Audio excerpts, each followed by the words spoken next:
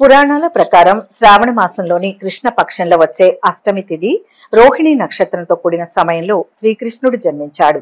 ఈ పవిత్రమైన రోజుని హిందూ క్యాలెండర్ ప్రకారం ప్రతి ఏడాది శ్రావణ మాసంలో ఘనంగా జరుపుకుంటారు.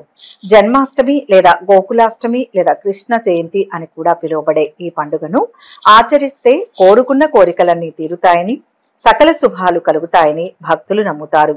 తెలుగు పంచాంగం ప్రకారం జన్మాష్టమి నాడు కొన్ని శుభయోగాలు కూడా ఏర్పడబోతున్నాయి. ఈ క్రమంలో జన్మాష్టమి నాడు చేసే పూజా విధానం ఏంటో ఇప్పుడు తెలుసుకుందాం. శుభముహూర్తం. ఈ ఏడాది కృష్ణాష్టమి ఆగస్టు 26వ తేదీన సోమవారం నాడు జరుపుకోనున్నారు. ఈ క్రమంలో అష్టమి తిథి ఆగస్టు 26న తెల్లవారుజామున 3:39 ప్రారంభమవుతుంది. తిరిగి ఆగస్టు 27 మంగళవారం అర్ధరాత్రి 2:19 ముగుస్తుంది. రోహిణి నక్షత్రం కూడా ఆగస్టు 26వ తేదీన సోమవారం మధ్యాహ్నం 3:55 ప్రారంభమై మరుసటి రోజు అంటే ఆగస్టు 27న మంగళవారం మధ్యాహ్నం 3:38 ముగుస్తుంది. ఆగస్టు 26వ తేదీన అర్ధరాత్రి కృష్ణుడు పుట్టిన సమయంలో 12 గంటలకు పూజ చేసి అభిషేకం చేస్తే కొన్ని కోట్ల పూజలు చేసిన ఫలితం. కృష్ణాష్టమి నాడు ఉపవాసం పాటిస్తే చాలా మంచిదని పండితులు చెబుతున్నారు. ఈ రోజున శ్రీకృష్ణుణ్ణి ప్రార్థించి ఉపవాసం పాటిస్తే కోటి జన్మల పుణ్యం లభిస్తుందని, పాపాలు నశించి పుణ్యలోక ప్రాప్తి కలుగుతుందని అంటారు. అంతేకాదు ఆలయాల్లో అష్టోత్తర పూజ, సహస్రనామ పూజ చేయించుకునే వారికి అష్టైశ్వర్యాలు, సకల శుభాలు కలుగుతాయని నమ్ముతారు.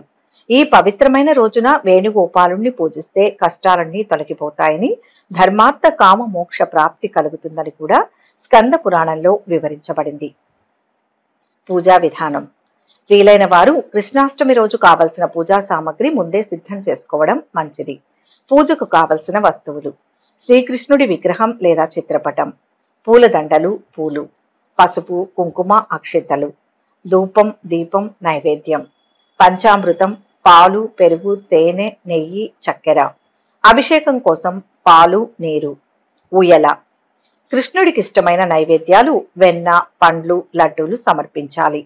శ్రీకృష్ణ జన్మాష్టమి రోజున కన్నయ్యను పూజించడానికి తెల్లవారుజామునే నిద్రలేచి శుచిగా ఉండాలి.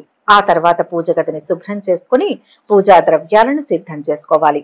ఈ క్రమంలో శ్రీకృష్ణుడి విగ్రహం లేదా చిత్రపటానికి జలాభిషేకం, పంచామృతాభిషేకం చేయాలి. అనంతరం కన్నయ్యను ఉయ్యల్లో కూర్చోబెట్టి ఊపుతూ భక్తి గీతాలు ఆలపించాలి. కృష్ణుడికి ఇష్టమైన వెన్న, పాలు, పండ్లు, లడ్డూలు తయారు చేసి నైవేద్యంగా సమర్పించాలి.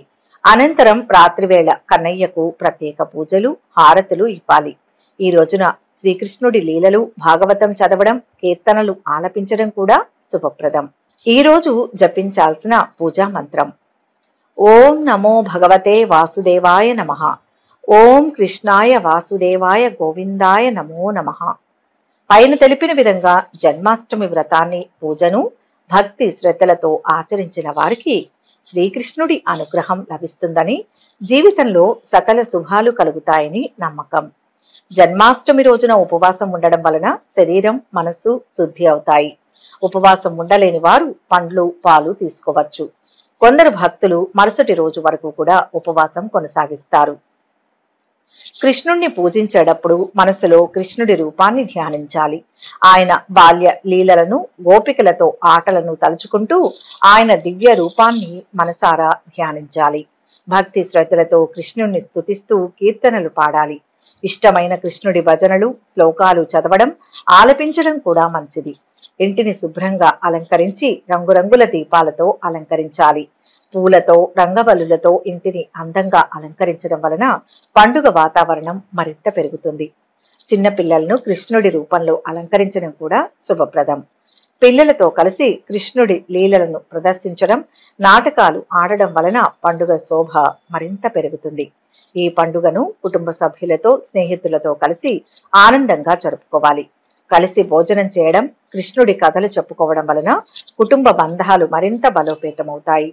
పైన పేర్కొన్న విధంగా జన్మాష్టమి వ్రతం, పూజను భక్తి శ్రద్ధలతో ఆచరించిన వారికి శ్రీకృష్ణుడి అనుగ్రహం లభించి జీవితంలో సకల శుభాలు కలుగుతాయని భక్తుల ప్రగాఢ విశ్వాసం.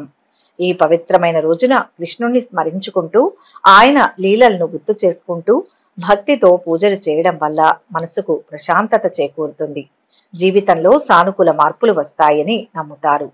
జన్మాష్టమి వ్రతం పూజలు కేవలం ఆచారాలు సంప్రదాయాలు మాత్రమే కాదు, అవి మనల్ని ఆధ్యాత్మికంగా ఉన్నత స్థితికి తీసుకువెళ్లే మార్గాలు. ఈ రోజున ఉపవాసం ఉండి కృష్ణుణ్ణి ధ్యానించడం వల్ల మనస్సులోని అశాంతి దుర్గుణాలు తొలగిపోతాయి. భగవంతునిపై భక్తి విశ్వాసం పెరుగుతాయి.